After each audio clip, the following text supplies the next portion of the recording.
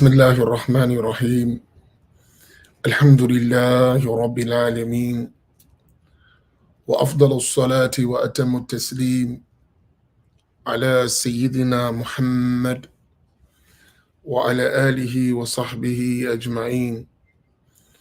اللهم علمنا ما ينفعنا وانفعنا بما علمتنا وزدنا علما. اللهم لا سهل إلا ما جعلته سهلا وأنت تجعل الحزن إذا شئت سهلا.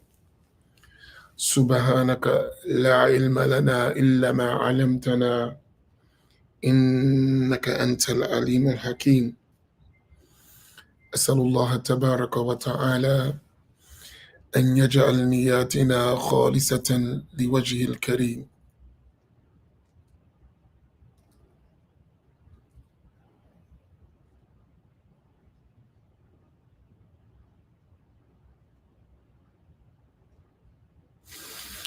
I praise Allah Tabaraka wa Ta'ala. I thank Allah Tabaraka wa Ta'ala. I ask Allah Subhanahu wa Ta'ala to raise the status of Sayyidina Muhammad Sallallahu Alaihi Wasallam, his family, his companions, and all those who follow them in excellence into the day of judgment. And I ask Allah Tabaraka wa Ta'ala to bless us with sincere and noble intentions that cause us to draw closer to Him in status, to earn His reward, to receive His pleasure, and to get divine realization of Him Subhanahu wa Ta'ala. Assalamu alaikum wa rahmatullahi ta'ala wa barakatuh. Insha'Allah ta'ala, let us all earn the reward of conveying knowledge, since we are present, to others who are not present by hitting the share button and share the knowledge. Make the intention that you're going to spread beneficial knowledge and then share, insha'Allah tabaraka wa ta'ala.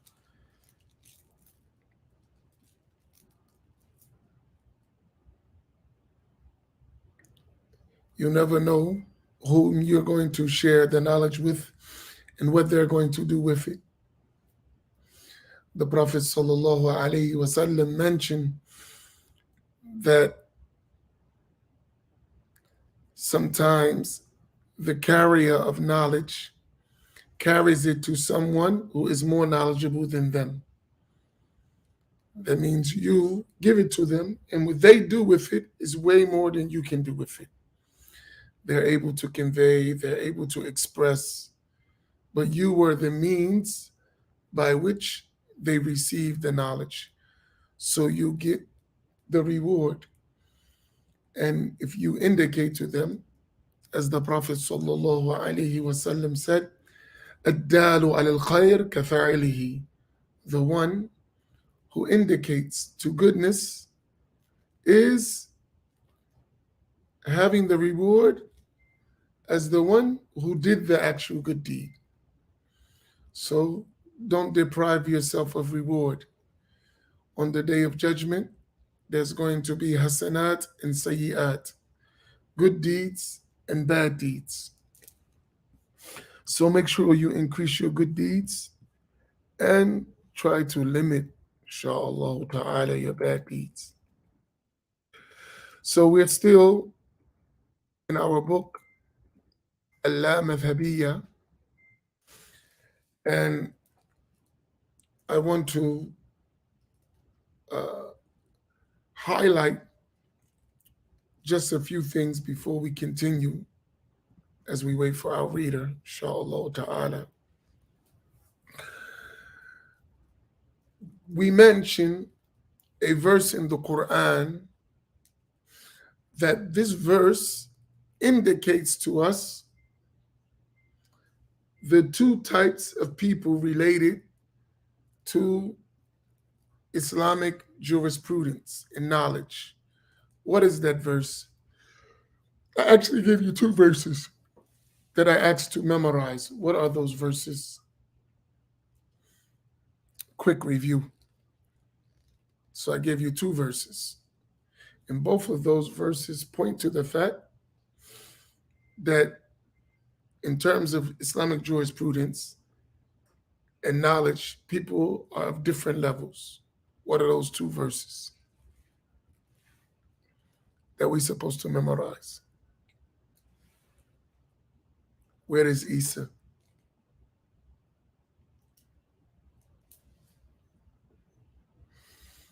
Allah.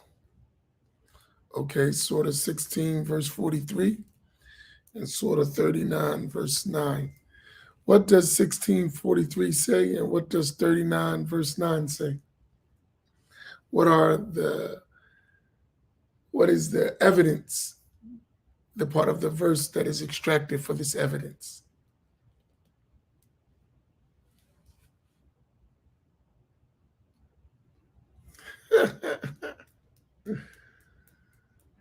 I know where Isla is. I was talking about Isa.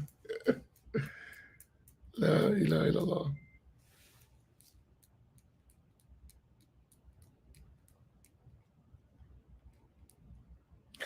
Ask the people of the reminder, if you do not know, فَاسْأَلُوا أَهْلِ الذِّكْرِ إِن كُنتُمْ لَا تَعْلَمُونَ. Okay. Sufyan, what about the other surah? In verse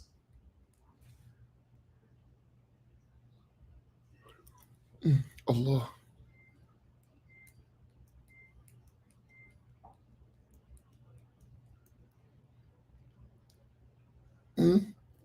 39, verse 9.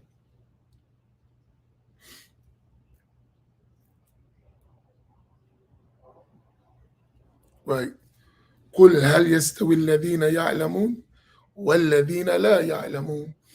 Allah told the Prophet sallallahu alaihi wasallam, say, are those who know equal to those who do not know? So what should be extracted in terms of jurisprudence, al-fiqh, from these two verses? What did the scholars extract from this in relation to people? They divided them into classes. What are those two classes? Sections, groups. Hmm?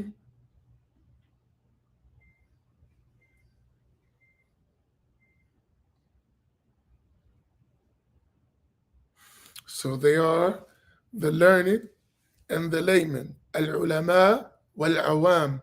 طيب, mujtahid and muqallid. What is the mujtahid? So Isla put the mujtahid and muqallid. What is the mujtahid and what is the muqallid? Allah ya Rab. Mhm.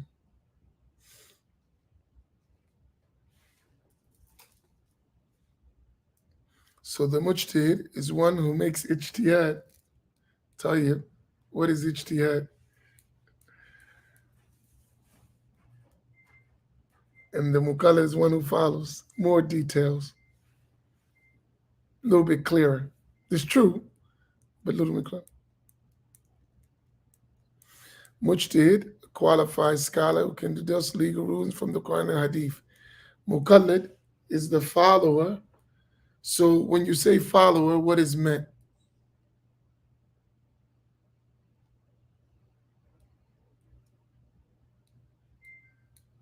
Right? So the mujtahid you define. What about the muqallid? A follower, what's that mean? More details.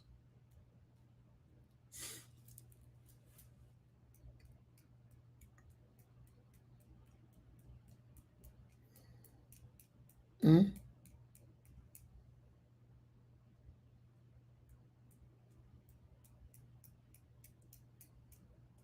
The one who does not have the qualifications to make ijtihad, right?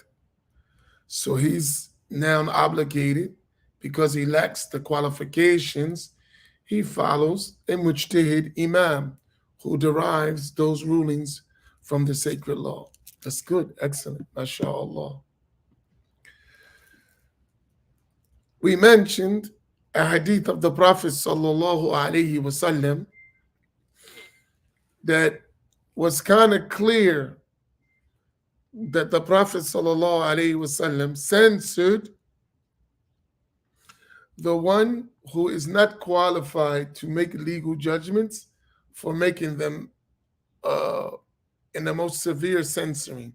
What was that censoring? What did the Prophet ﷺ censor? What did he say in the form of censoring someone who is not qualified to give legal judgments, who gave legal judgments in his time?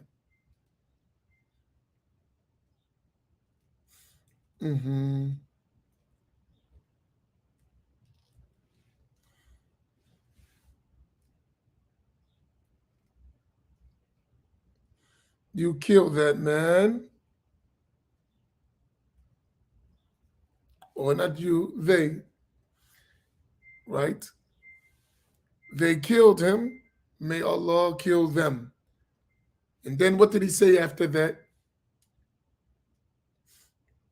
So that's the censoring. They killed him. May Allah kill them. Now, what did he say after that? Which is indicating why he censored them.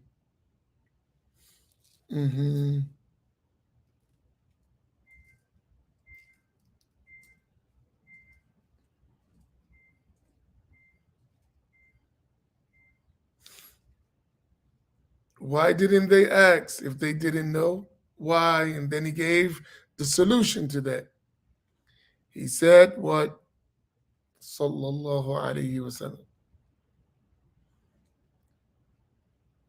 Right? And then he gave the solution.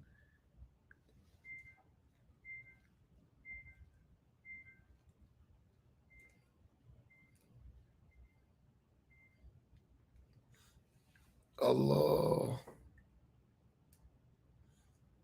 Remember, the Prophet ﷺ said, the cure for ignorance is asking questions.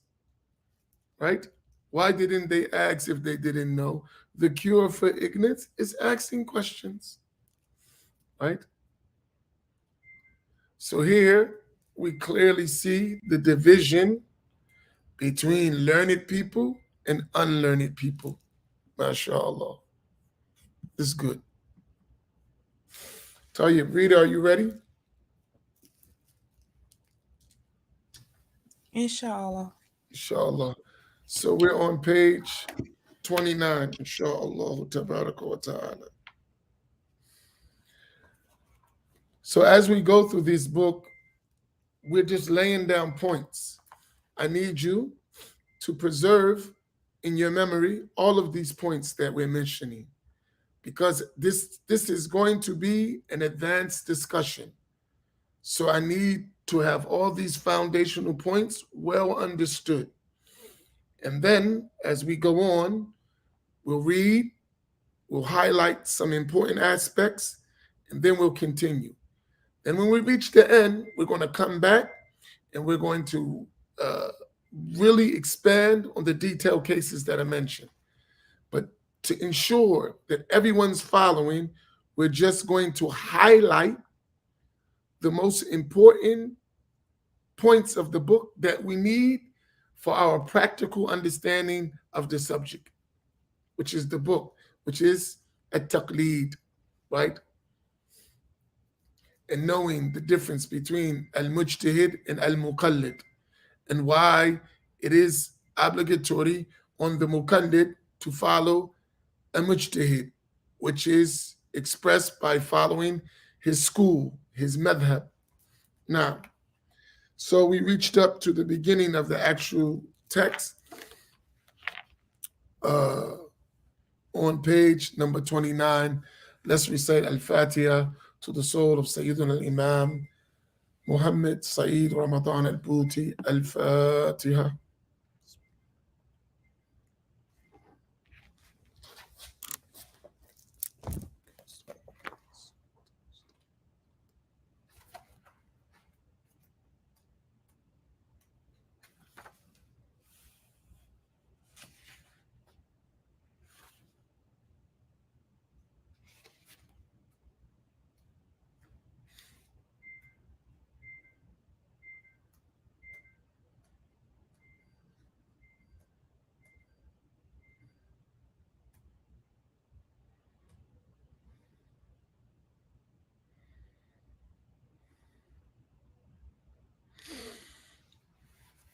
Okay. Bismillah, let us begin. Bismillah ar-Rahman ar-Rahim. Alhamdulillahi Rabbil Alameen. Wassalatu wassalamu ala Rasulillah. The author, may Allah Ta'ala have mercy on him, said, Undisputed matters. There are certain undisputed matters which have to be set aside from the focus of our discussion in the course of answering the dangerous claim purported by the author of the booklet, and for which he has written his booklet. Excuse me. So here you're going to have issues. And remember, we talked about this before. You have things that are agreed upon, and there are things that there's a difference of opinion upon. So whenever you want to have a discussion, so that you can focus on the discussion, you should eliminate the issues where there is agreement upon, because they're not the focus of the discussion. So there are cases and matters that no one disagrees about. So these issues we shouldn't discuss. They're already clear. They are points of agreement. So the author, rahimahullah ta'ala, in talking about following the madhab or not, there are certain issues that are agreed upon by the scholars. So they're not the focus of the discussion. And namely, he's going to mention three of them. So we want to highlight these three issues and focus in on them in terms of realizing we don't have to have a long discussion about these. These are agreed upon matters. Now, Bismillah. First, there is nothing legally binding for a follower, muqallid, of a particular school, madhab, to continue in his following, taqlid, nor is there anything that prevents him from moving from it to another school. Muslims have a consensus that a muqallid may follow whomsoever he wishes from among the scholars if he has ascertained Here, the scholars, al-mujtahideen, right? So now when we're talking about a follower, I want you to keep these terms, right? He said, فَقَدْ أَجْمَعَ الْمُسْلِمُونَ أَنَّ لِلْمُقَلِّدِ أَنْ يُقَلِّدَ مَنْ شَاءَ مِنَ الْمُجْتَهِدِينَ, right? That's an agreement. There's consensus that the muqallid may follow any mujtahid that he knows about their school and their legal opinions. If it's a qualified mujtahid and he has a madhab, the person who's a muqallid, it is valid for him to follow any one of those madhahib. That is a consensus, right? So that's the point one. Not only that, he doesn't have to just follow that madhab. He can follow any of those madhabs of any of those qualified mujtahid scholars. So whenever we speak in scholar here, we're talking about the mujtahid scholar, right? And this is the mujtahid that is an absolute mujtahid in all aspects of the sacred law. Now, if he has ascertained the validity of their schools and opinions. He so may this means he's also going to ensure that that mujtahid, his school is valid, and the opinions, his legal opinions, can be validly traced to him. That is done by knowing that there is a continuous, unbroken chain from that person to his teachers back to that imam. That's the way you're going to ensure that the opinions that are ascribed to that imam and his madhab are valid and true, as well as the relied upon books within that school. So you're going to have two cases to verify that the positions of that mujtahid are his actual positions. Number one, living scholars who conveyed his madhab, living scholars. Second, relied upon books that are written about or mentioning the rules of the religion based on that school. So those two things are necessary. Living scholars are the priority with that unbroken chain, and relied upon books in the school, which those books are conveyed by the chains of the scholars. This point is very clear. Please put it up.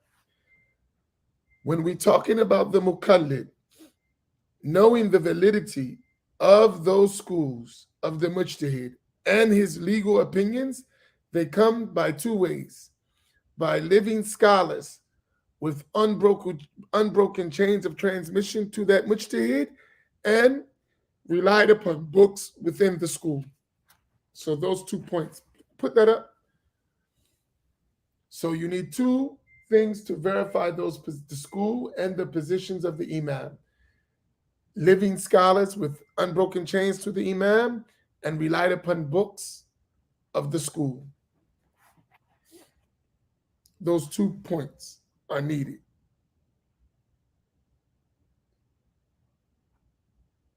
Do we have that? Someone put it up. Where's the fast typer? Because this is an important point, because it's not just free. It's ways to do that, and that's why we mentioned them.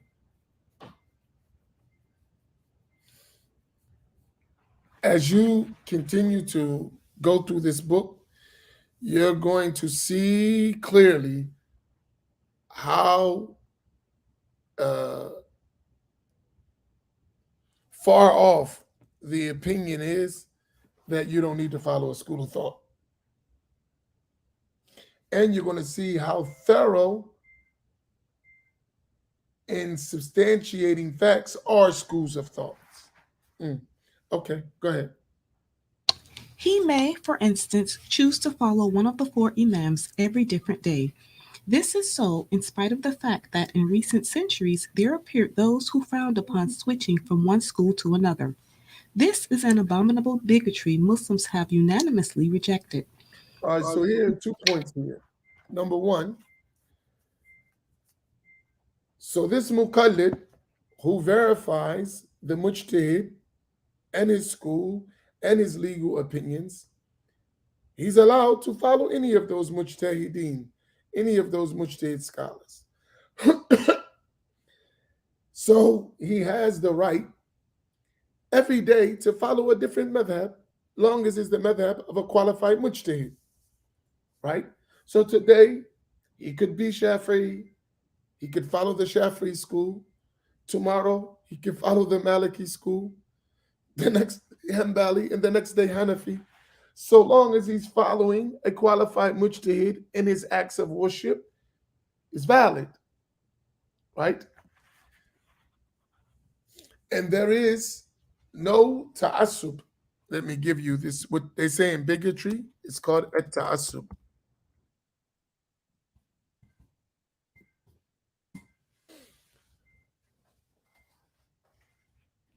Which means thinking that one school of a mujtahid is more valid than another school, and claiming that you only have to follow my school. Like those Maliki people in our group that think everything got to be Maliki. No, okay. Right? That's called ta'assub. A ta'assub. This is not acceptable. All of the schools are equally valid, right? They're equally valid. And one may follow any of those schools one wants in all one's legal matters, right? And this is by the agreement of the scholars of Ahl Sunnati wal Jama'ah. Okay, good. It is known to any researcher that the above, which is undisputed, is different from the claim of El-Hajnadi that a muqallid is not allowed to adhere to a specific school, but rather he is required to keep changing schools. In other words, the absence of a legal obligation to adhere to a specific school does not necessarily mean that it is unlawful to do so. And here's a big point. So we established the position of the scholars. For those who come and say, listen, you're not allowed to follow a specific madhab, you got to follow wherever the proof leads you, would assume that the one who is going to follow whatever proof has reached the level of ijtihad. If he is not, then he is not capable of even examining the proofs, so therefore he's going to follow a particular madhab, a particular scholar, right? With the possibility that he may follow another scholar who is a mujtahid. But to take that and say he's not allowed to follow a specific madhab is baseless, right? Because no, you're not obligated to follow a specific madhab, but you're obligated to follow a mujtahid. And if you don't have access to all of those mujtahidun, then you have to follow the mujtahid that is available to you. Hence, you would be following a specific school. And you may do that your whole entire life without never looking at another school. It is valid. Even if it is not an obligation, it is legally valid. Second, if a muqallid researched a matter, understood it, and examined its evidences from the Quran, the Sunnah, and sources of ijtihad, he is required to refrain from taking the position of his Imam in it. It is unlawful for him to follow his Imam in that particular matter as long as he is capable of researching it, relying on his capacity for ijtihad, independent reasoning. So Scholars, here, if the person who was a muqallid, he gets a case among the cases of the sacred law, and he understands the evidences from the Quran and the Sunnah and all the foundational principles of ijtihad relating to that case, then in this case, he's become a scholar in that case. He's capable of ijtihad in that case, and he would follow his own ijtihad, not the ijtihad of the Imam. So what is his noun? He's become a mujtahid in this mas'ala, in this case, right? Right? That doesn't mean he has knowledge of the whole sacred law like an absolute mujtahid. Remember, we said the people of ijtihad are of levels, and we talked about the mujtahid fil masail, the one who is able to do ijtihad in particular cases. In such a case, he's going to do ijtihad in the cases he know, not in other than that. Now, scholars have a consensus regarding this, as do the Imams of the schools themselves. It is quite obvious that it is unlawful for him to give more weight to the position of his Imam in that matter than the findings and his reasoning has yielded. his own ijtihad, we say reason, his own ijtihad. I want you to use these because if you use your English terms, you're not going to understand the meaning. So we're talking about ijtihad, right?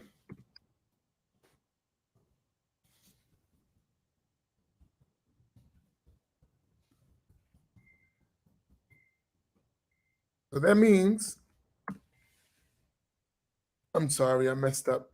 That's reasoning, right? Personal legal reasoning, right? That's an accident. So when we say his opinion, we mean his ijtihad.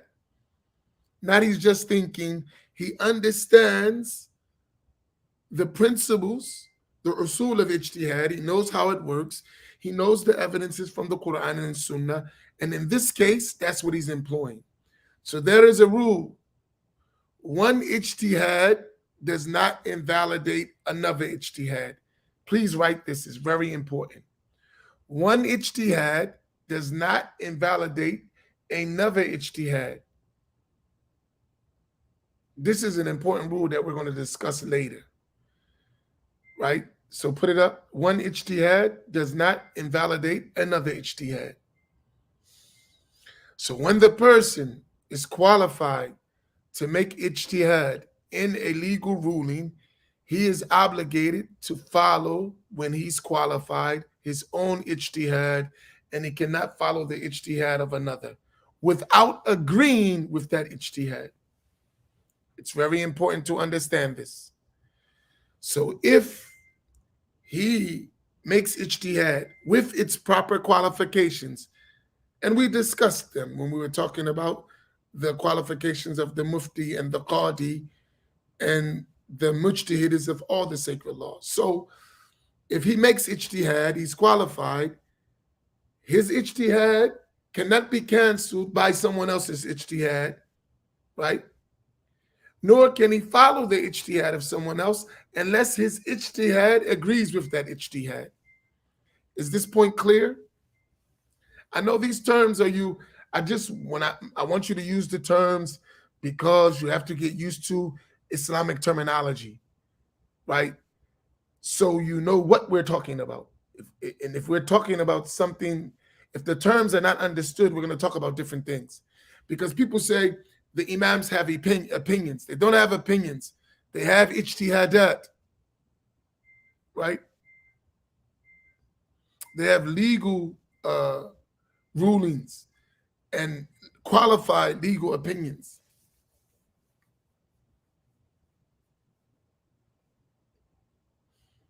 It's not just someone guessing. That's not what they're doing. There are rules and principles. So it's not the same as just an opinion, right? Footnote number 10.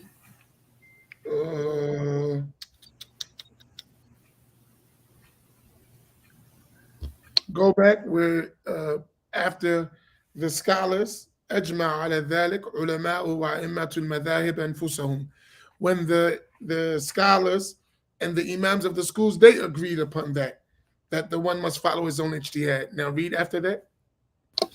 Scholars have a consensus regarding this, as do the imams of the schools themselves. It is quite obvious that So here, what is in consensus on the fact that the muqallid, if he reaches the level of ijtihad, he must follow his ijtihad, not the ijtihad of the imam of the school. They have agreement on this. There is scholarly consensus on this, right? Go ahead. it is quite obvious that it is unlawful for him to give more weight to the position of his imam in that matter than the finding his ijtihad has yielded. Right. In that case, في تلك المسألة, in that specific case, we're not saying all of the sacred law, because remember the mujtahid mutlaq, that absolute mujtahid, let me put it,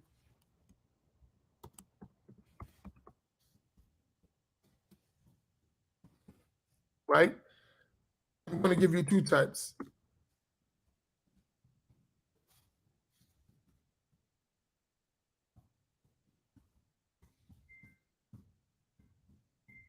Right? Let me fit this.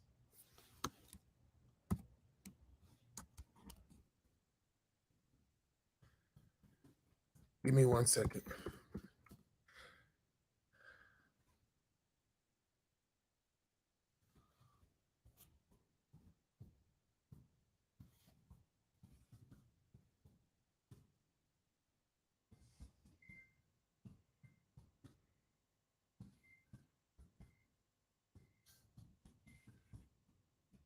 All right, let's do it like that.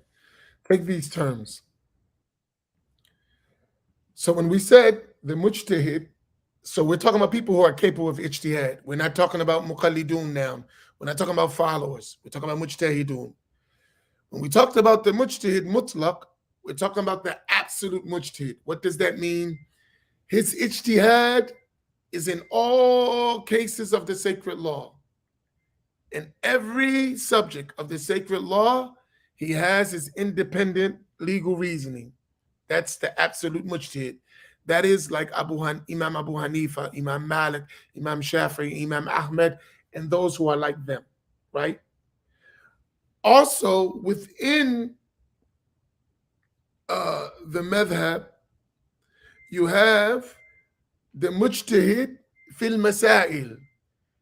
That means this person is not covering all the sacred law with his ijtihad, but certain legal cases and judgments, he's able to do independent legal reasoning in those things. So they are different. They're not at the same level. One is a higher rank than the other, but they are capable of doing ijtihad in some form. The one absolute mujtahid is all across the sacred law. The mujtahid in masail, in cases, is just in those cases that he's making the legal judgment. Is this clear for all of you? This is detailed. We're reading the book, so it's going to be a little detailed, but we're going slow so that you follow. And just memorize the terms. It'll all come together later, inshallah. And I know probably for some of you, you're new Muslims or some of you first hearing these things, just follow. Just follow and take good notes. We'll explain, we'll come back, it'll get clearer. Footnote number 10. Okay, wait a minute. All right, so finish that. That's all it was before the footnote? That's all it was before the footnote. All right, so when we're talking about he can't overweigh his ijtihad in that case because he has a broad understanding of its proof and the principles of an ijtihad. So he's not just someone who just has an opinion. No. He's really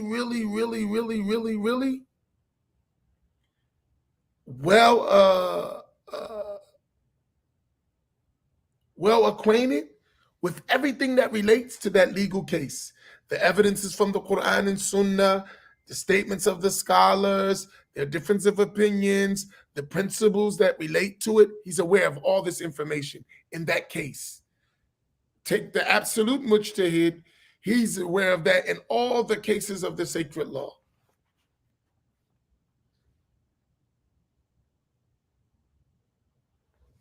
Tell you. Go ahead. Go ahead. It's footnote number 1 for me. Number 10 for you?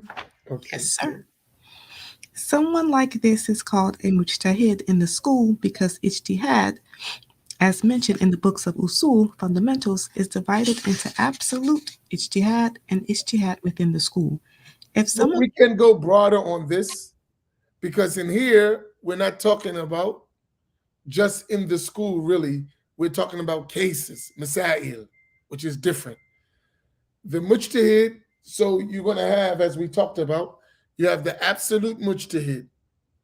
Then you have the restricted mujtahid, who's the mujtahid in the school. Then you have the mujtahid in masail, in cases. Then you have the mujtahid that can extract different cases from the text of the imams of the school and the different positions in the school.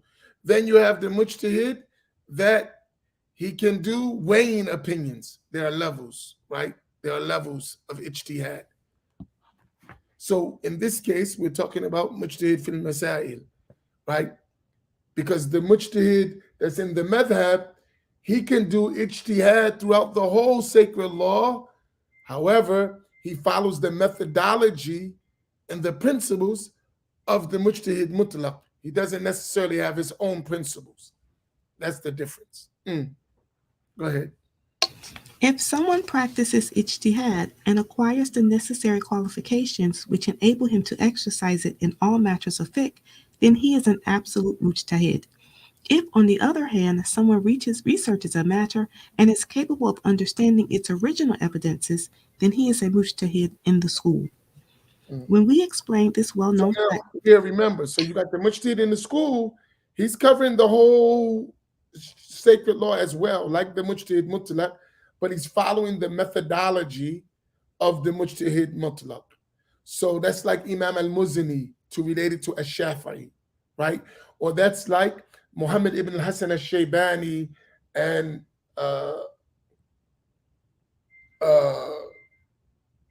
Abu Yusuf with Abu Hanifa, right? Or Ibn Qasim with Imam Malik, for instance. Now, when we explained this well-known fact to Sheikh Nasir, he was surprised and thought that such a person should be referred to as mutabi. Yeah, muttabi', one who follows. He objected to my dividing people into two categories, the mujtahid and the muqallid. He argued that someone might acquire the ability to research some matters to the point that he could trace their evidences, and yet he might not attain the level of ijtihad similar to that attained by the four imams. At the same time, he could not be considered a layman like the rest of the followers. Hence, he should definitely fall into a third category. We say, as many scholars of fiqh say in this regard, that he is considered a mujtahid in the matter in which he has attained ijtihad, and a muqallid in all other matters. This And is so, what is go ahead. this is what is meant by the scholars saying that ijtihad and taqlid can be partitioned into subcategories. Right. Because there is levels in ijtihad, just like there are levels in a taqlid. So because someone is knowledgeable doesn't make them qualified to deduce legal rulings. And if they get that expertise in certain cases, it is only in those cases, and in the other cases, they are muqallid. They are followers. So, and really, they're still at the level of muqallid because they don't have absolute ability to do ijtihad in all cases. So they fall under muqallid with the ability to do ijtihad in certain cases. And in such a case, they're not considered a mujtahid, right? Overall, they're really muqallid, but they have the ability to do ijtihad in some cases, even if it's one case. But they still fall under what? Al-muqallidun, muqallid, because they still have to follow a madhab. Because in that one case, that doesn't take over the whole sacred law. Is this clear? She said, I'm lost. What page are we on? Because I'm looking in Arabic book. I'm not looking in English book. Page 30, So we're on page 30. we just finished footnote number 10. Okay, good. Okay, Back to the continue. top of the page. Okay. This is in spite of the fact that in recent centuries there have appeared certain individuals who committed this bigotry and were therefore at odds with the consensus of Muslims. Bigotry, I need you to have this term. It's called at-ta'assub. So someone put at-ta'assub and bigotry.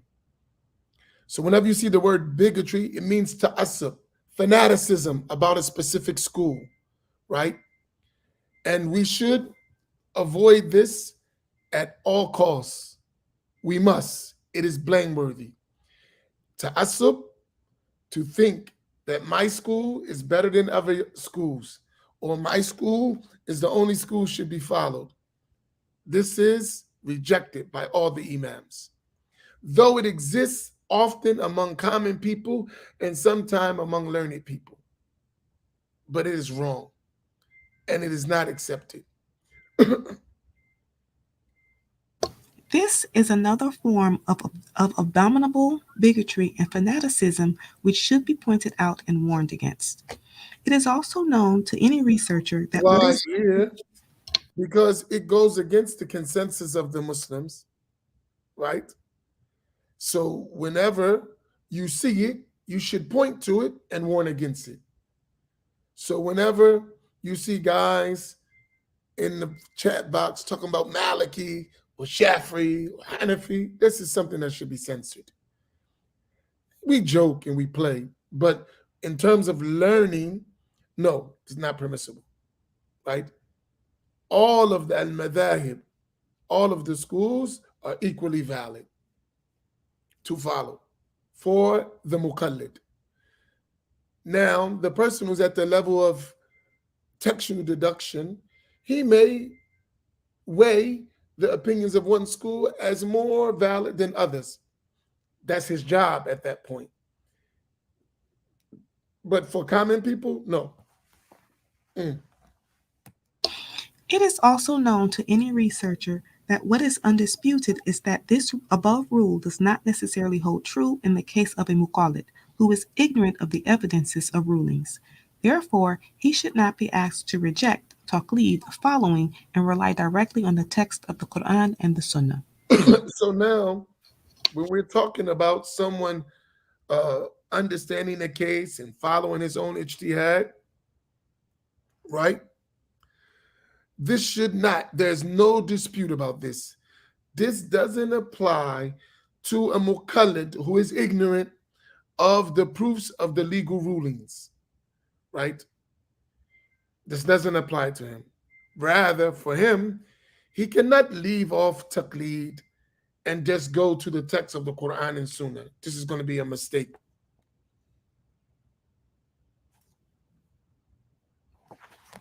Yeah, this is ta'assub, and it's blameworthy, right? Doesn't make any sense.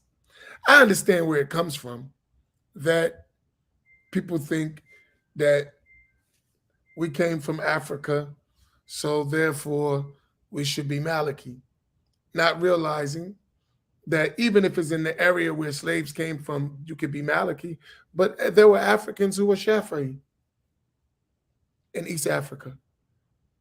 And that's how madhahib spread. So it doesn't mean one madhab is better than another. Has nothing to do with it. And in this case, if you were in Africa, I would suggest you should be Maliki. If you were in West Africa, where everyone is Maliki. But if you were in East Africa, where they're mostly Shafi'is, then you would be Shafi'i. Right? Depending where the madhab spread. It has nothing to do with which one is better than the other. It is where the availability of teachers. Third, all But four. I will give you something, just since we don't want to pick on Malikis. You know, Imam al-Haddad, he was Shafi'i, and I'm going to show you this application. Imam al-Haddad, Abdullah ibn Alawi al-Haddad, the great Mujaddid, he was Shafi'i, like all of the Alawi people are Shafi'i, right? He said, if it weren't for my ancestors that were all Shafi'i, I would be Maliki. So, and he was at the level of ijtihad. He said, if it wasn't for this is what my people follow and everyone here is Shafi'i, I would be Maliki.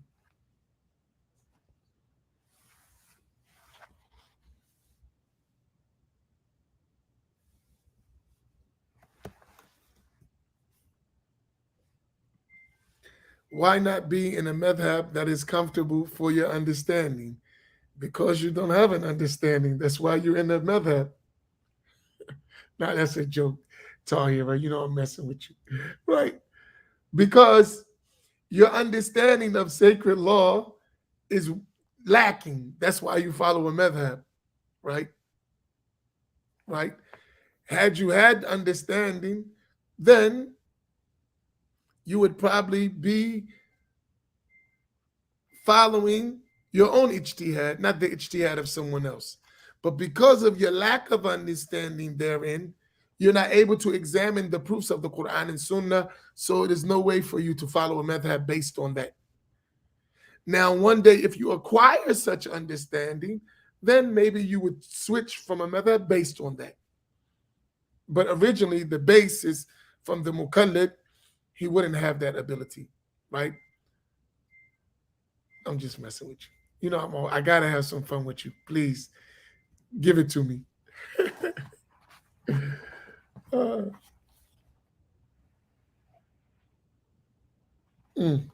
Now, Third, I figured the Imam Haddad statement would make the Malikis jump for joy.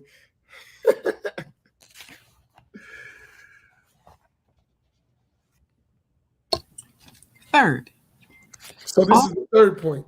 So the first point is what the muqallid can follow any of the well-known established madhabs.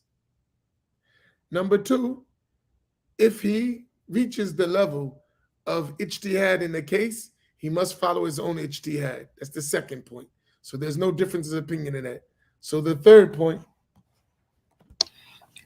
all four Imams are correct in the sense that the ijtihad of each of them is excusable in front of Allah subhanahu wa ta'ala.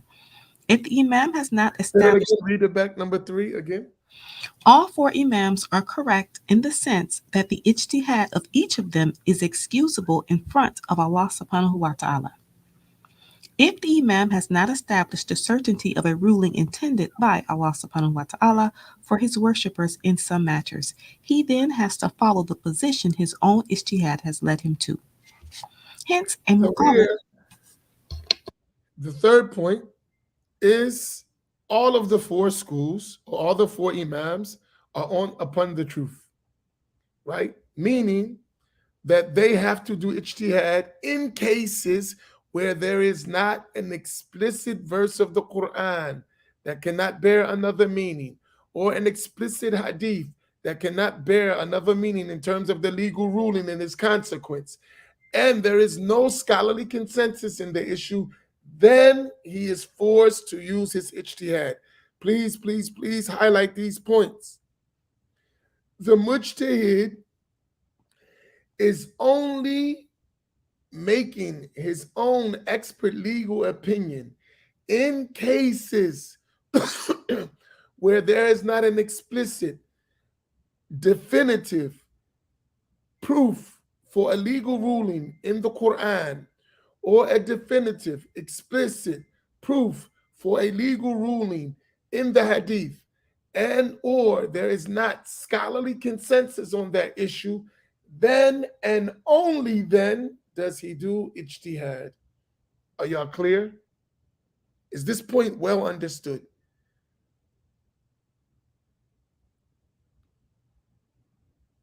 I need an affirmative on this before we move. Is this point well understood?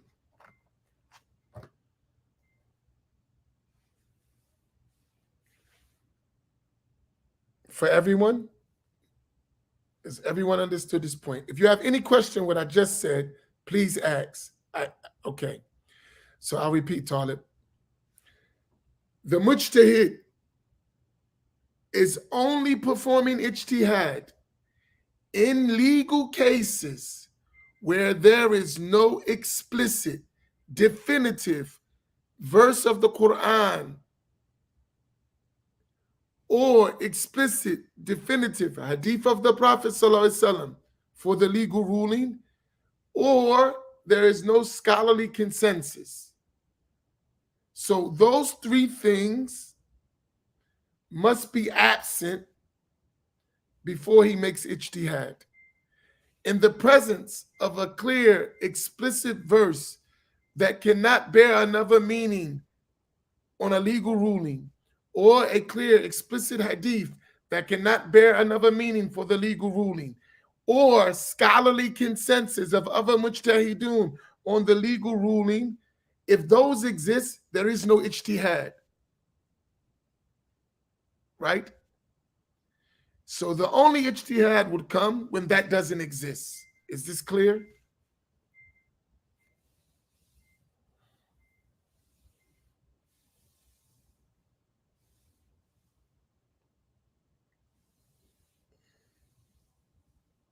So you're not going to find a mujtahid having an explicit, unequivocal verse that bears no other possibility but the legal ruling it's support for, and he has a different opinion. It's never going to exist. No, this has nothing to do with qiyas at all. We're talking about when ijtihad comes into play.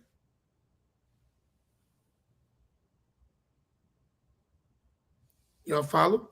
Because when you have those other things, there is no ijtihad. You can't make ijtihad when Allah's given an explicit command that cannot bear another meaning, and that is the legal ruling. You can't say, well, my legal opinion is this, or there is an explicit hadith of the Prophet ﷺ that cannot bear another meaning. And then the mujtahid comes and says, no, I have my own legal opinion in the face of an explicit text that cannot bear another meaning. Or there is scholarly consensus, and then he says, I don't care what all the mujtahid says, I got my own opinion. That doesn't make sense. But that's how they will make it sound. That's what the mujtahids, there's a hadith, and the imam went against the hadith. So what is already understood, if someone tells you there is a hadith and the imam went against the hadith, what does that tell you? Automatically. From that definition, from that explanation I just gave, someone comes and says, there's a hadith of the Prophet and the imams of the school went against it. What does that tell you? Automatically, from that description I gave. Automatically should tell you something.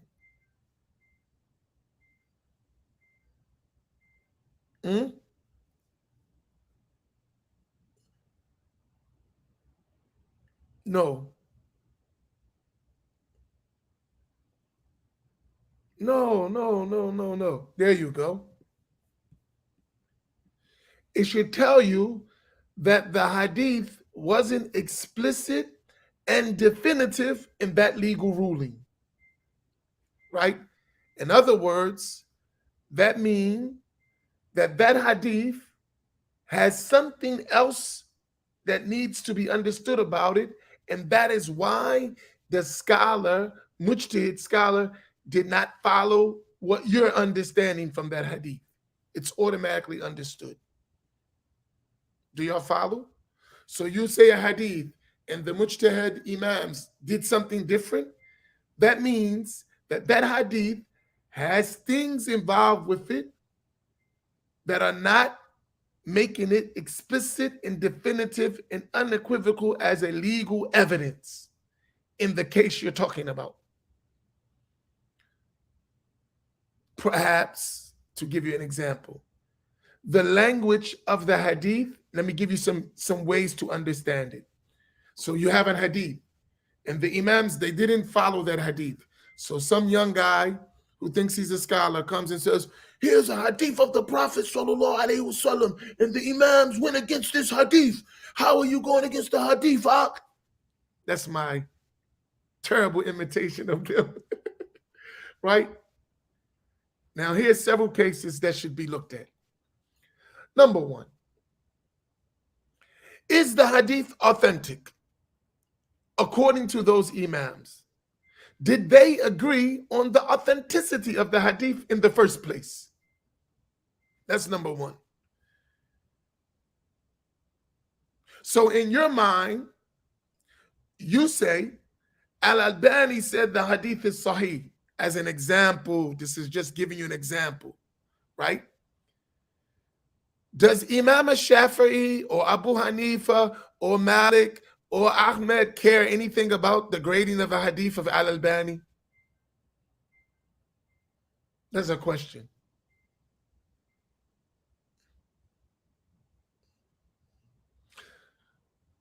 The four imams, Imam Abu Hanifa, Imam Malik, Imam Shafi'i, Imam, in their methodology, would they care anything about the grading of a hadith of Al-Albani? And some stupid may come, sorry, I shouldn't say stupid. Let me take that back. Bad Imam Amin. Some people who don't think may say, how could they? Al-Albani didn't live in their time. I'm not talking about that. I'm talking about the likes of Al-Albani, their judgment of a hadith. Even if Al-Albani existed in the time of Abu Hanifa, as he is, would they pay any attention to his weighing of hadith? Do y'all understand what I said? Right, I need sensitivity training, he said. Right? So follow what I'm saying. We all know Al-Albani didn't live in their time. So take Al-Albani with his qualifications, put him in the time of the imams. Would they listen to him? That's a question if you understand.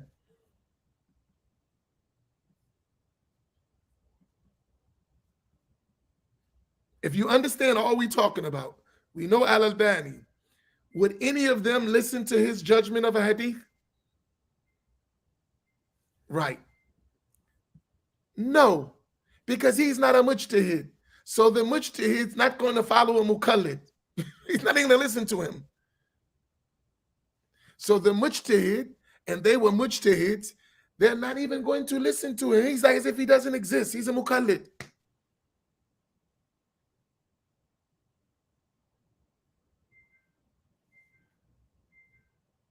Do you understand the point? He's irrelevant in the discussion. It doesn't matter what he said. So because he weighed a hadith, that is not binding on a mujtahid. He's not even listening to you. Right? So that's one possibility. I'm not saying that's a possibility. One. Number two, and I'm just by way of giving some examples. Maybe the hadith is abrogated by another hadith that the person's not aware of, that the mujtahid scholars may have been aware of. You heard what I said? The other possibility is that that hadith is abrogated by another hadith that the person is not aware of. Because if that person doesn't have a vast knowledge of the sunnah of the Prophet ﷺ, maybe there are hadith that explain or abrogate that hadith in that particular case, and you're not aware of it. But the mujtahid scholar was aware of it. Let's give another possibility. Maybe that hadith is qualified or explained and clarified by other hadith that you're not aware of. That's another possibility. Another possibility is the language of that hadith in relation to that ruling can bear more than one meaning. And the scholar, based on other evidences, took a meaning other than the meaning you understood. That is valid because of the other meanings of that hadith in the Arabic language. I'm just giving you some multiple possibilities how that could occur. Where the person who's a layman and not a mujtahid may not even realize that those possibilities are possible. Because in his mind, every hadith of the Prophet is a definitive, unequivocal proof for legal rulings, which is not the case. And I could go in more details, but not necessary, because obviously you got the point. Do you follow what I mean? Are y'all following this? This is just by way of example. And when we later, I'll show you examples of that. They're mentioned in the books of problematic hadith, and there are books like that. Imam Tahawi has books entirely written on this subject. Imam Tahawi, radiyallahu ta'ala, the great Imam that we study of Imam Tahawi, the Aqidah, he has whole books, volumes, just on this subject alone. How to join behind hadith, how to join hadith, how to explain apparent contradictions in hadith. He has books just on that subject. And example after example after example. So I'm just saying, we're not going into all these details. I'm just giving you the points so that you can follow. Are y'all with me? I just gave you examples. That's it. Right? Possibilities that exist that one needs to keep in mind. Because you're going to hear, see, in our practical life, we hear this stuff. We follow the hadith, and you contradicting the hadith. The person doesn't know anything about hadith, nor how to work with hadith, right? Nor how to authenticate hadith, nor to know when there's a contradiction, how to solve that contradiction or apparent contradiction. He has no knowledge of these things. And he's talking about the imams who, in which they doing are mistaken, and he's right. And that's why you need to understand mujtahid muqallid. Tayyib, where did we leave off at? Is this clear? Is this clear for everyone? I keep asking, is it clear? Because I don't want to lose no one. Don't feel shy. I'm not following, or I misunderstood. Go for it. It's okay. Okay, go ahead. Hence, a muqallid may correctly follow any of the imams and may not consider others incorrect for following the other imams. Right. That is why scholars have agreed that a Hanafi may pray behind a Shafi'i or a Maliki and vice versa. Mm-hmm. Footnote number 11. Go ahead. The scholars of early times had a consensus concerning the validity of the prayer of a Shafi'i behind a Hanafi and vice versa. It is known that in this context, prayer is an absolute term. So it means a prayer in which the person praying is not aware of anything that should spoil the prayer of the imam leading the prayer according to the person praying, school of law. This absoluteness does not include the disagreement among scholars. For example, in the case of a Shafi'i praying behind a Hanafi who has touched his wife. Such a scenario does not go into the specific parts of the whole. so it is not included in this absoluteness. Therefore, there should not be anything barring a Shafi'i from praying behind a Hanafi. This is similar to saying there is a consensus that prayer is valid in an orchard. So, when the prayer is not valid in a usurped or unlawfully seized orchard, this should not mean that prayer is absolutely invalid in any orchard. Mhm. This is clearly understood by anyone who studied the absolute and the restrictive in any of the So books do of. you understand this point? So if you have an orchard, prayer is valid to pray in an orchard. But the prayer in a unlawfully acquired orchard, right, is not permissible, right? That doesn't, because it's that type of orchard is not valid, doesn't mean orchards altogether are invalid, right? No, the prayer in an unlawfully acquired orchard is not permissible. That doesn't negate all orchards. That's what he's talking about. Because in its origin, it's valid to pray in an orchard. But if the orchard is hijacked, or not hijacked, or forcefully taken from someone, then it's not permissible. Now, go ahead. However, it was in vain that we tried to get Sheikh Nasir to understand this meaning.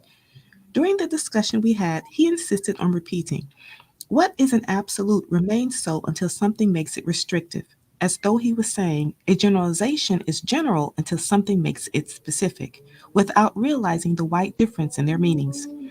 Therefore, according to him, I was wrong in saying that the consensus of Imams was absolute, and so on. There was disagreement among them in regard to a person praying behind an Imam who does something that spoils the prayer according to his own school. Sheikh Nasir considered my position in regards to this disagreement among scholars He's talking about Nasiruddin al-Albani. Sheikh Nasir is Nasiruddin al-Albani.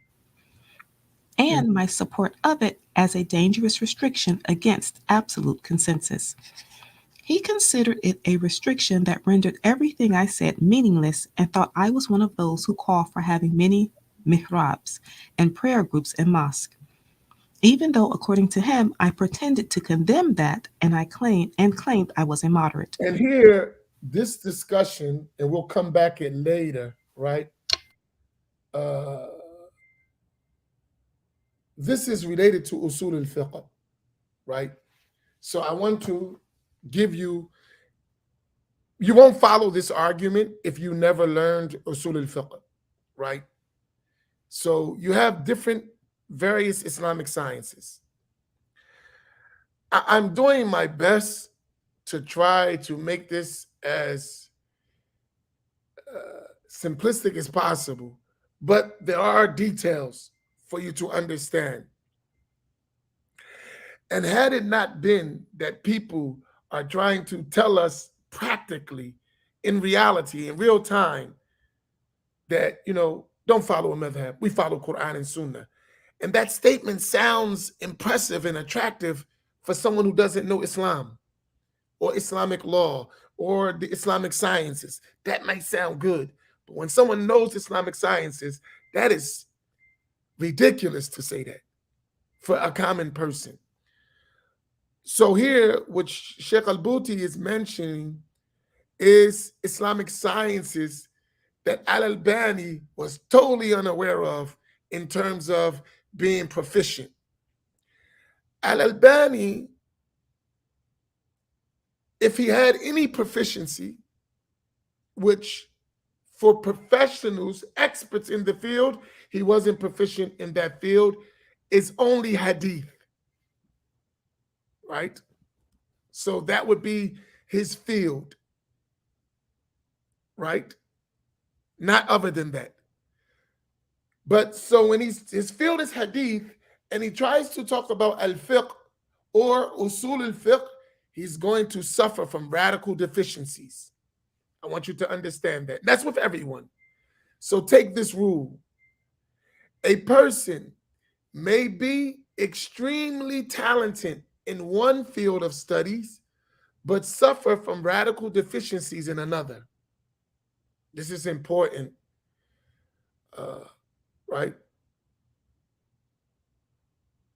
So he may be proficient in one field, but in other fields, suffer from radical deficiencies, very uninformed.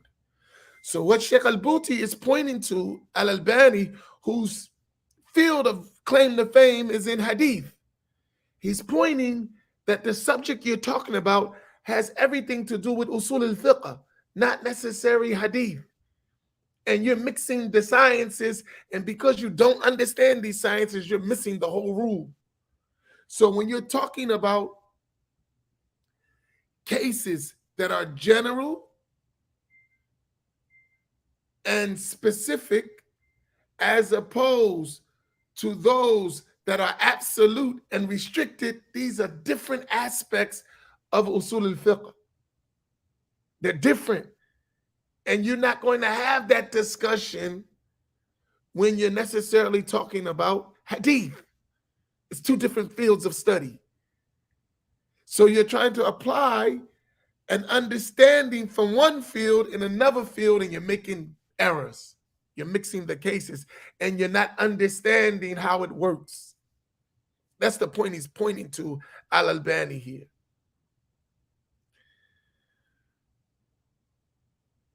Did y'all follow me in that, or it was a little bit too much?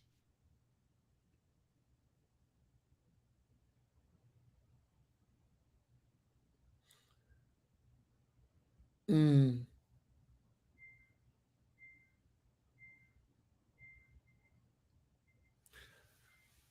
You got to follow these foundational points, because later when we talk about examples, if you don't got these, you're going to miss the examples, because the example is going to be actually text, hadith, examples, and that's work.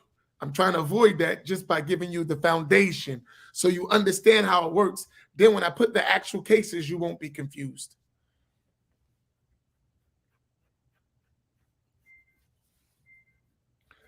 Tayyib. So we're gonna pause here right there. Just stop. Go. We'll come back to that note. We'll stop. We'll pause here. Let me mark it.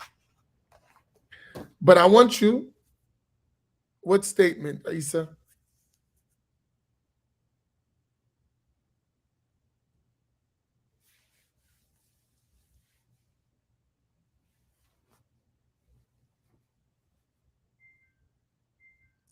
Hey man, I'm not talking like nobody slow. I want to make sure you get it, Imam. And some people said they losing it. I don't want to lose nobody, so I have to slow down, right? To me, it sounds easy and like just going, but it might not be that for everybody. The terms may be new, all of that. New terms. I gotta go slow. Now, for big scholars like you, I can just step that thing up, right? uh,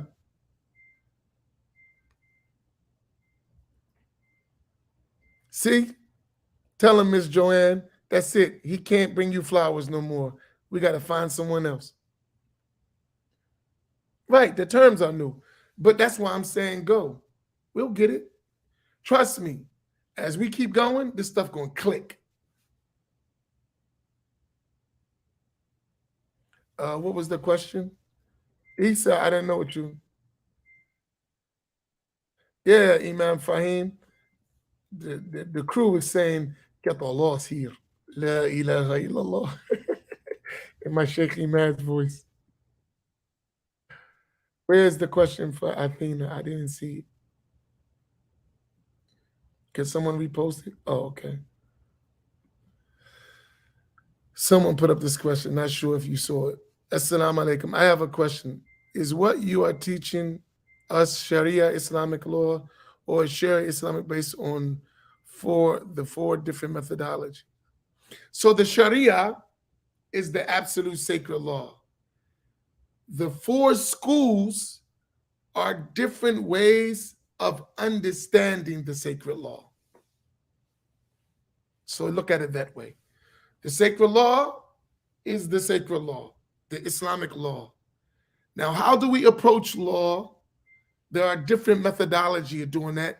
Those schools are different methodologies to approach the sacred law. Or let's say understanding the sacred law, understanding the Sharia, the Islamic law.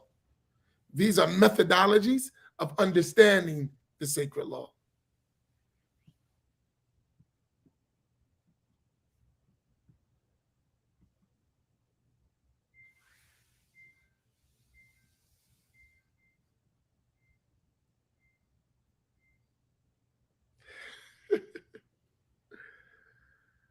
Y'all with me? So we good?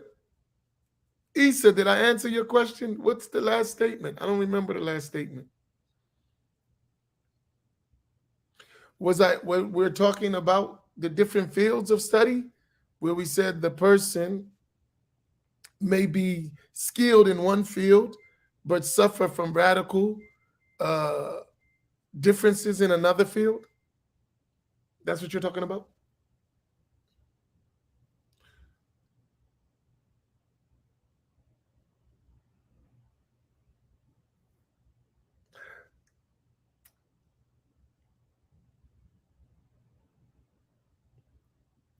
Yeah, listen,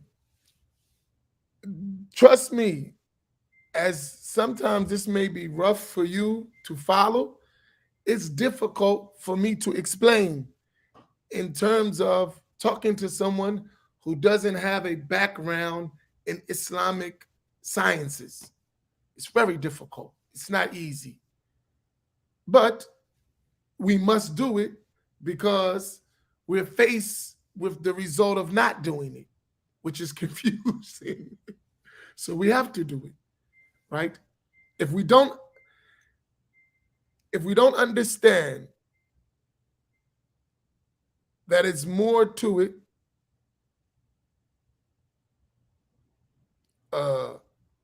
than just let me grab my Hadith books and my Quran and I become a legal scholar.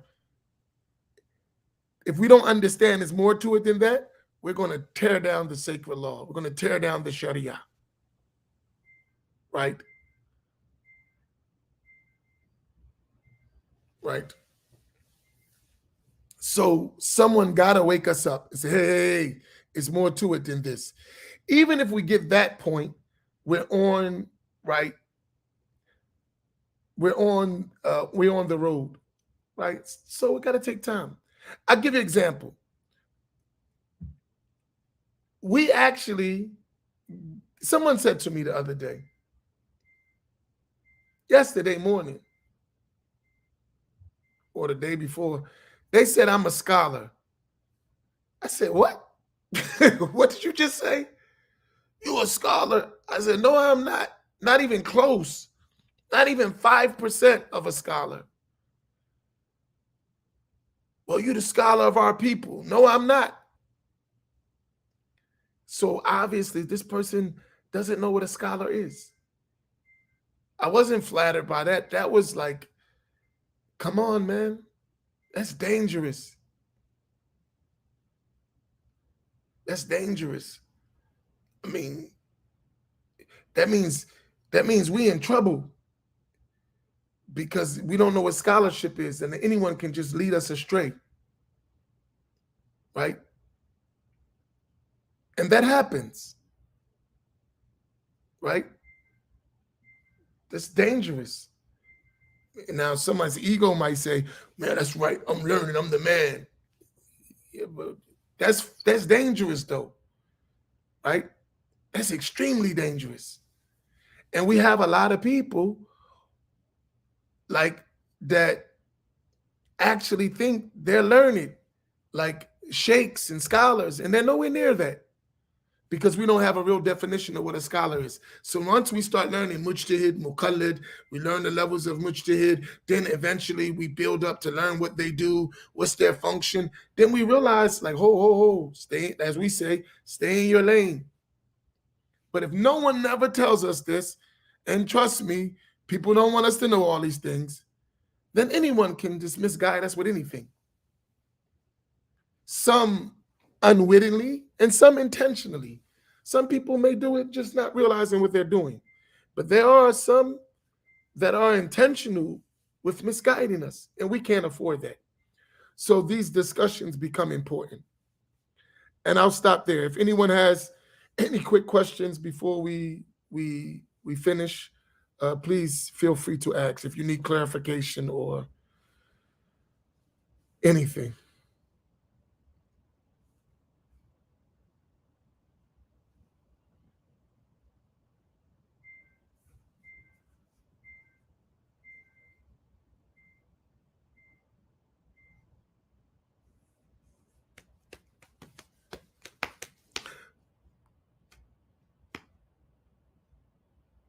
Put them in a game, coach. Let's see. Sheikh Nasser Al-Albani understanding that something is absolute until something makes it restrictive. Like, for example, the good orchards and the seeds orchards. What he could not understand is why this did not apply to the four schools. No, no, no, no, no, no, no, no, no, no, no. What is here is being mentioned is Sheikh Al-Buti is trying to explain to him why one follower of a madhab can follow another person from another madhab, so long as he doesn't believe that the imam contradicted a case in his own school that he deems invalid. So what he's saying is the assumption is the general rule, the prayer is valid. So long as you don't know he did something that contradicts the prayer is valid. You cannot just assume that, no, in my school, he's following a different school, so he automatically invalidated the prayer. That's not the case. That's the point he's making.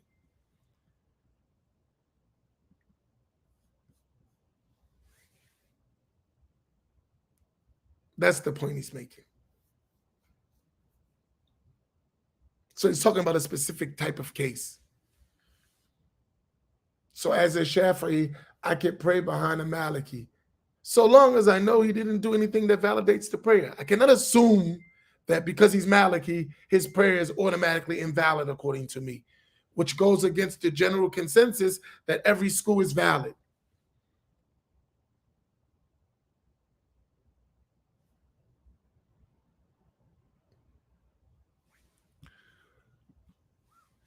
No, mujtahid and scholar are not interchangeable. So if you're talking about a scholar who's a mujtahid, that's one thing. If you're talking about a scholar and you mean by that someone who has some knowledge, that's another thing. That's not a mujtahid. So depends. What do you mean by scholar? If you mean scholar, he's the knowledgeable person, he has some information, then you're not talking about a mujtahid. So we ain't talking about that. When we're talking about legal rulings, we're talking about mujtahidun. We're not talking about learned people. We're talking about mujtahid. And that's what we mean by a scholar at that point, right?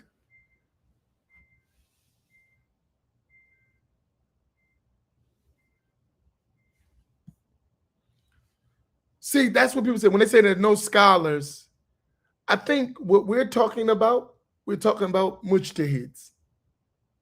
When they say there's no scholars among us, we're talking about mujtahids. We're not talking about learned people. There are plenty of learned people among us. They're not people of ijtihad, though. And if they are, they're only mujtahid in certain cases. That's possible, right?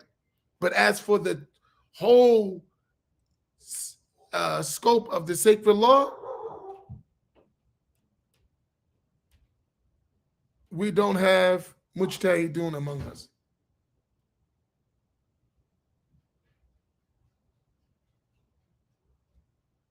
You follow? Now, someone walking around talking about he's a mujtahid in America and he's got all scope of the sacred law, run, right? Or anywhere else for these days matter. You got guy come up to you talking about, I'm an absolute mujtahid and my opinions is just as valid as the legal opinions of Abu Hanifa and Malik and Shafi Ahmed. Run. Run quick.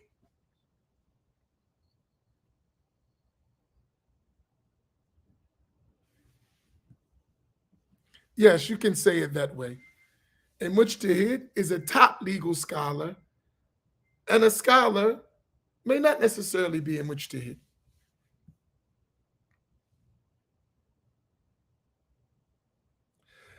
We don't have any mujtahid scholars among us. That's all you gotta say. And scholarship is relative. There are no mujtahid scholars among us. There may be scholars that can do ijtihad in certain legal cases. Maybe that exists, and it must exist. And that can be questioned, the level of that. As for absolute ijtihad in all of the cases of the sacred law, Islamic law, we don't have it among us. We don't. And I would say that definitively because I listen to all the councils of jurisprudence in our country. And if you hear some of the stuff they come up with, you have a heart attack. So no, we don't have mujtahid scholars like that. None of them. Not a one. And I don't think none of them would say that that's the case for them anyway. So, I mean, that's like stating the obvious, right? I don't think there's no one walking around here in the country talking about, I'm an absolute mujtahid. I don't think no one's making that claim. And if they are, run. Run. You know how to say, run, Forrest, run, run. Subhanallah.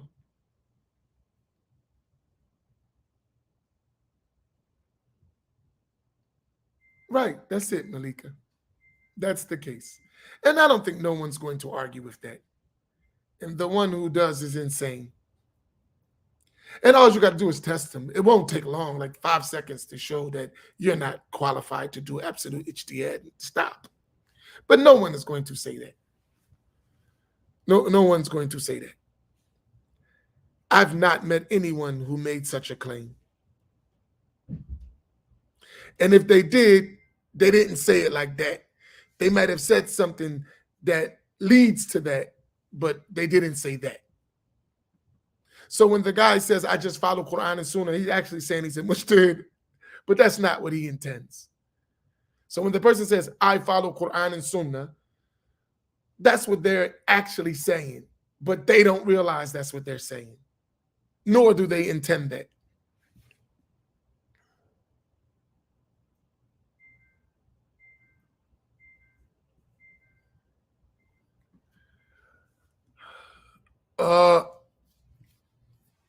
I won't say ijtihad for our people. There may be people that certain cases come up where they have never came up, and there are people that are qualified to examine the sacred law and the principles of the sacred law and give us an ijtihad based on that. There are people who can do that. They may be right, they may be wrong, but they can do it. There are some people, because ijtihad is not an absolute thing, right? They could be mistaken. And that ijtihad it's not binding on no one, right? So it's possible. I hope we have people like that. Even if we have difficulty recognizing them, they do exist.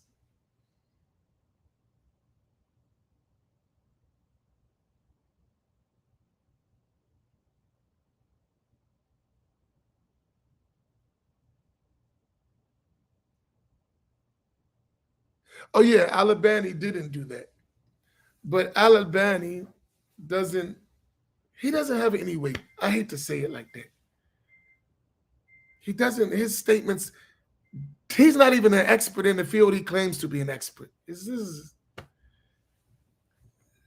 And I'm not saying that out of ta'assub. He's just not like that. Period. Right?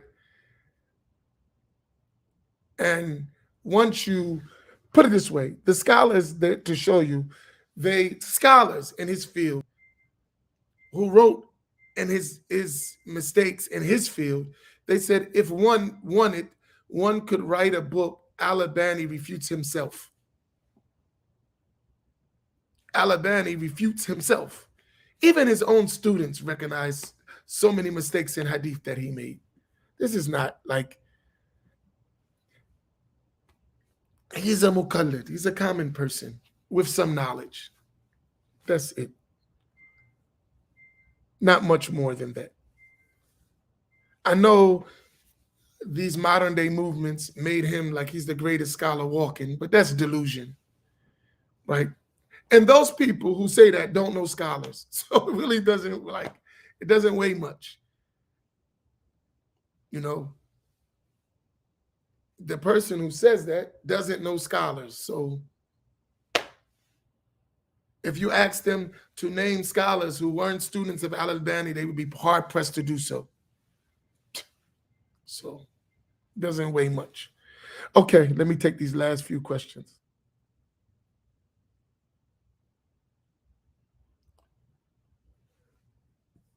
Right. The Mufti is only issuing fatwa in cases that he's qualified to issue legal judgments. That doesn't take everything. It's in the cases that he's dealing with. He must have that expertise.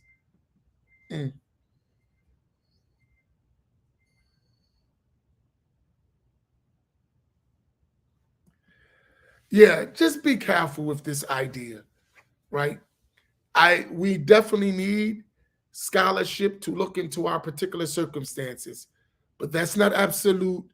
That doesn't take in case of all, and that should be within most of the things that we deal with are found in the four schools or in the principles of the four schools.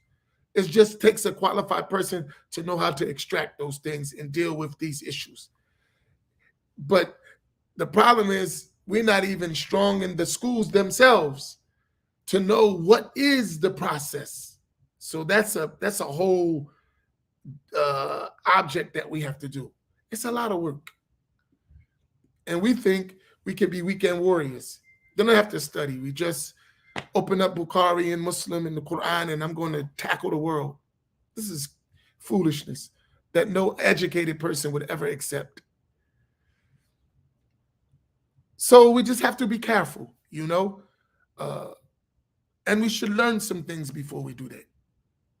Like learn Islamic law, like learn usul al-fiqh, like learn fiqh itself by any school, and then learn how to derive legal judgments. That's like going to law school, right? It is more advanced than going to law school. We can't skip it because we're lazy, right? We have to do it. Even if we're not qualified, we got to train our children, right? Do you follow my point? Is that clear? We can't just skip it because we're not, man, I don't want to do all that. I want to make the deen easy. No, you're actually making it more difficult.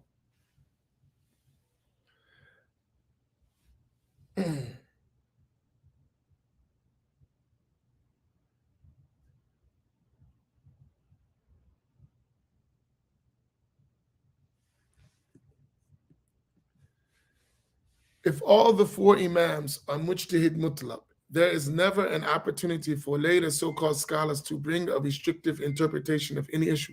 If they reach the level of absolute ijtihad, then they can, and they won't follow a four imams. But no one has ever accepted that from anyone absolutely after those four imams. Even though there were great scholars who reached that level, but they actually followed imams. And they may only differ from those imams in certain cases.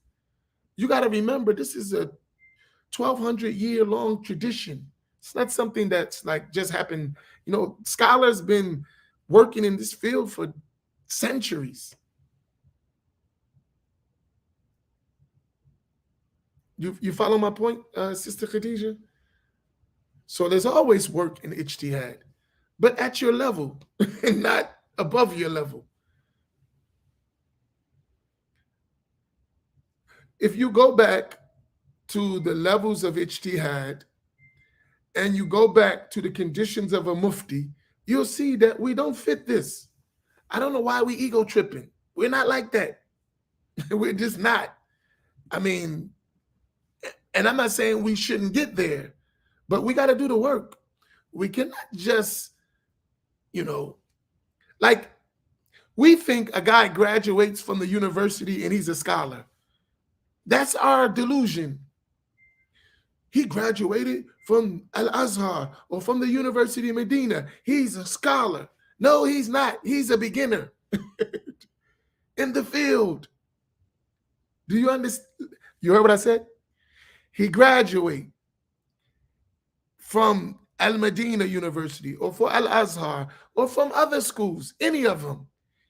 He's not a scholar. He's a beginner. He's ready to read the books of the scholars. Do you understand that?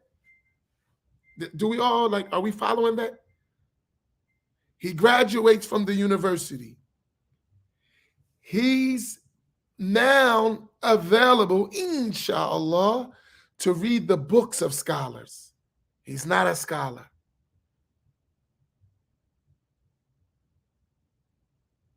Does everyone understand that clearly? So let's wipe some things off the table.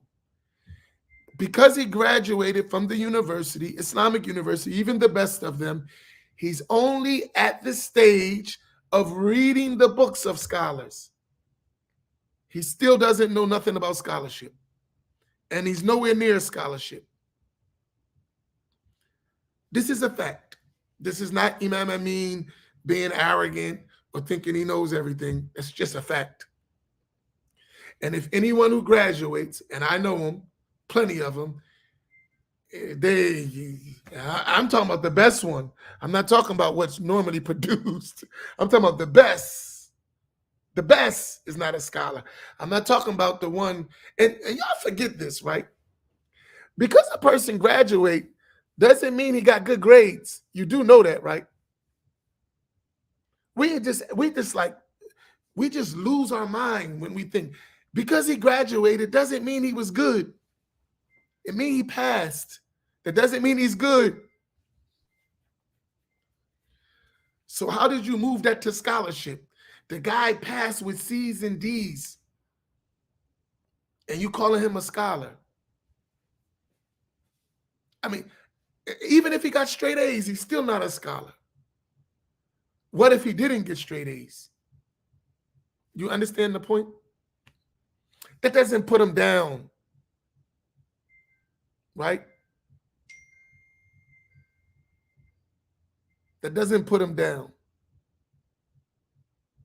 Just don't be fooled, right? That doesn't put him down. He's better than us. He graduated, right? He did some stuff. Inshallah, he's better than us, right? But that doesn't make him a scholar. So if you go to him like he's a scholar and he doesn't realize his status, what he's going to do, he's going to misguide you. Because he's deluded. He thinks he's a scholar. La hawla wa la quwwata illa billah.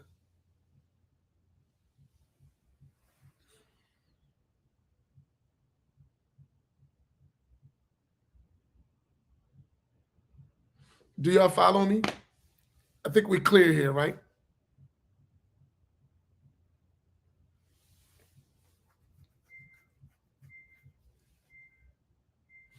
Tayyib, inshallah, tonight, what's today, Saturday? Sheikh Walid al-Rifai. Let me take this last. It seems like part of our problem is, y'all on it today, huh? Part of our problem is we have relied on so-called scholars that common people have deemed to be scholars when these scholars were, but at best, high-level muqallid. It's kind of analogous to people making gods. I won't go that far, right? But gods of Isa and Buddha.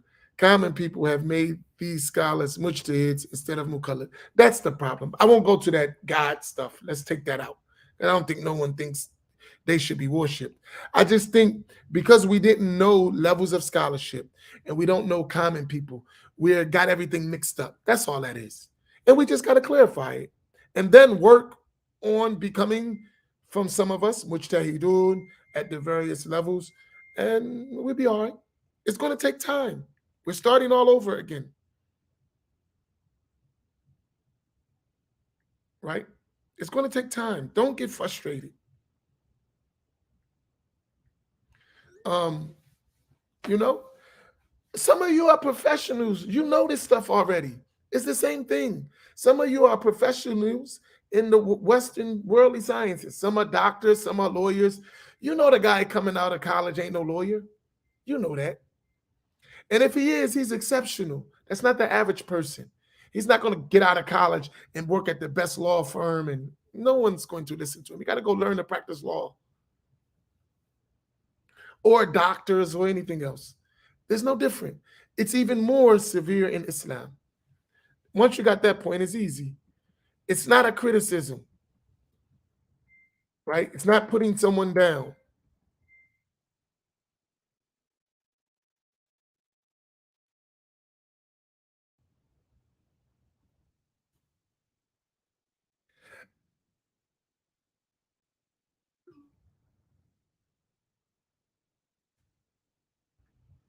Um,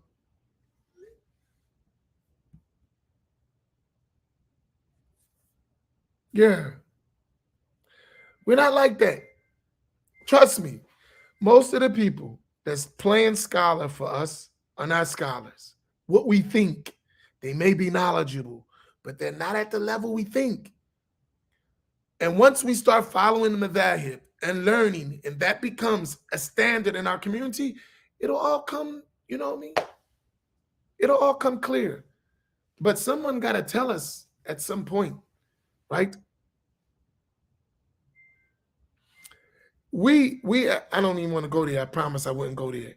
But we as a people have been victimized by not knowing what a scholar is, by people who come to our communities and play scholar and then just run amok with us. We don't realize.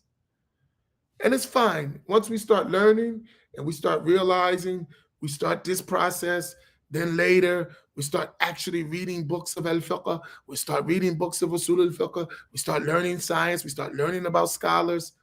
I have a project that's coming up, and I'm going to do it during Ramadan, inshallah, or right before Ramadan, that I want us to all work together on so we can solve this problem. Right? Inshallah. We together can help solve this problem. But it's going to take time. Don't think it's going to happen overnight. No microwave Islam.